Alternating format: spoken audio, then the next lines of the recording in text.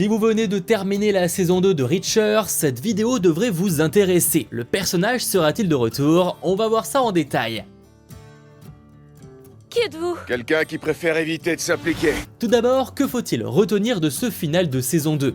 Eh bien que la 110e a accompli sa mission, Tony Swan n'était évidemment pas le responsable de la mort de certains des membres de l'unité, il a été tué par Langston pour avoir dénoncé ses opérations illégales avant que Jack Reacher ne le tue, jeté depuis un avion en plein vol, permettant d'empêcher la vente des armes et ça de justesse.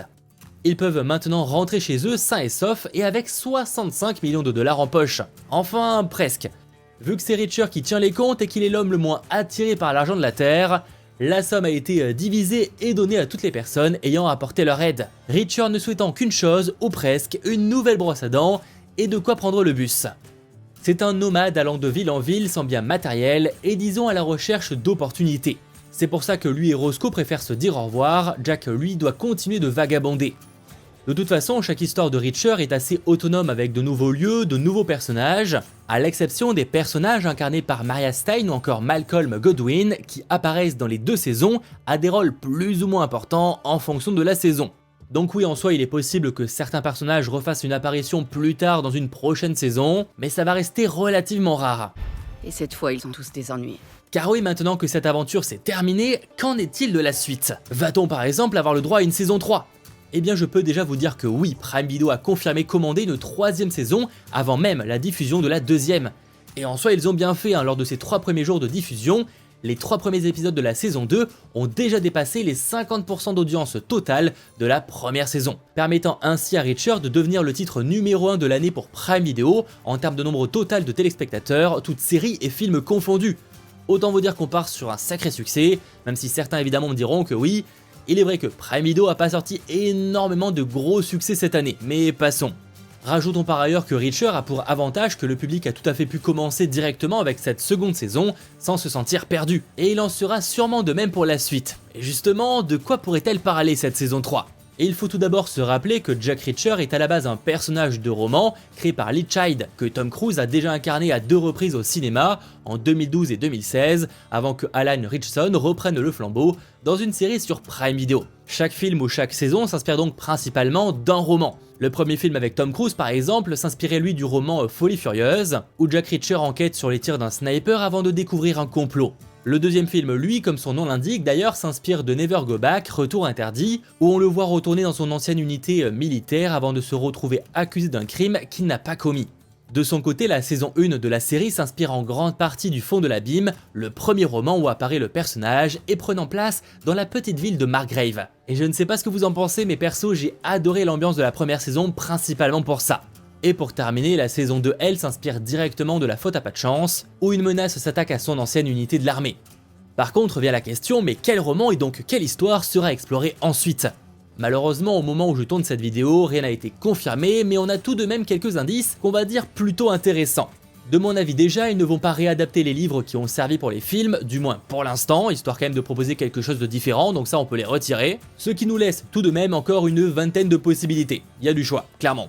Par exemple, même s'il n'est pas encore confirmé qu'elle sera présente dans cette 3e saison, on a l'actrice Maria Stein qui chez Cinema Blind a évoqué le livre qu'elle espérait voir adapté dans cette 3e saison. Elle n'a pas donné le titre précis, mais selon le journaliste, cela pourrait faire référence au roman Pas le droit à l'erreur. On y retrouve Jack Reacher qui est engagé pour protéger la vice-présidente des États-Unis, ciblée par un mystérieux assassin. Aux côtés d'une enquêtrice des services secrets, il va se retrouver au milieu de conspirations politiques et de menaces mortelles. Autant dire que sur le papier, c'est un bouquin franchement cool.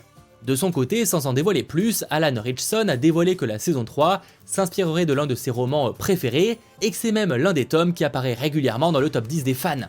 Ça reste évidemment large sur une vingtaine de livres, mais ça promet. A noter justement que Pas le droit à l'erreur est un des tomes qui revient régulièrement dans les top 10, même si l'indice suivant tendrait plutôt à écarter ce roman.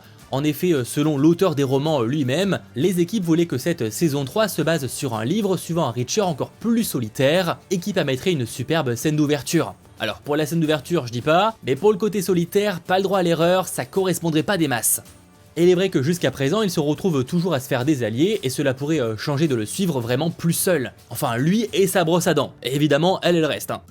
Screen Rant par exemple a évoqué l'idée d'adapter le livre La cause était belle, suivant Jack Reacher qui traverse en stop le Nebraska avant d'échouer dans un motel miteux, mais il comprend très vite que sur place, une famille fait régner la terreur et ça depuis des décennies. Vous vous en doutez, il va s'en mêler et ça va mal finir. Mal finir pour eux, pas pour lui. Je sais pas frapper doucement. Et devinez quoi, comme par hasard, ce livre aussi revient régulièrement dans le top 10 des fans. Autant dire qu'on est de nouveau sur une possibilité assez crédible. Même si en soi, un roman où Reacher est assez solitaire, on a également 61 heures, un roman qui retrace ses péripéties dans l'hiver glacial du Dakota du Sud, et ça pendant uniquement 61 heures. Ce qui pourrait donner un ton assez cool à cette saison. Dans d'autres livres connus et réputés pour être parmi les plus appréciés par les fans, on a aussi Des gages pour l'enfer, où Reacher travaille en tant que creuseur de piscine, mais aussi videur de boîte, et ça dans les Keys de Floride. Avant de découvrir qu'il est recherché et qu'il doit partir dans le nord. De nouveau, les choix ne manquent pas, chaque image postée par l'acteur principal est décortiquée par les fans. Dernièrement par exemple sur Instagram, il s'est posté avec le visage couvert de boue. Alors on connaît l'habitude du personnage pour se mettre dans des positions disons délicates, donc personne n'est réellement surpris, mais pour certains cela pourrait être tiré de la scène où Reacher rampe sous terre en combattant sa claustrophobie dans le roman Les caves de la Maison Blanche. Dans cette histoire, Jack Reacher pense avoir tiré un trait sur son passé de commando d'élite, mais avec une jeune recrue du FBI, il est pris en otage par 3 malfrats, et ça d'un groupe d'extrême droite, qui menace de plonger l'Amérique dans le chaos. Et en soi, même si l'idée me plaît, je pense que ça correspond un peu moins à l'idée d'un personnage solitaire, comme teasé par l'auteur.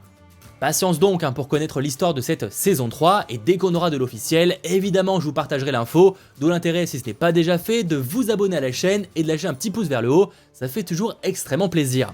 Sachant côté date de sortie, parce que ça aussi ça peut se poser la question, quand va-t-on pouvoir voir cette saison 3 de Reacher?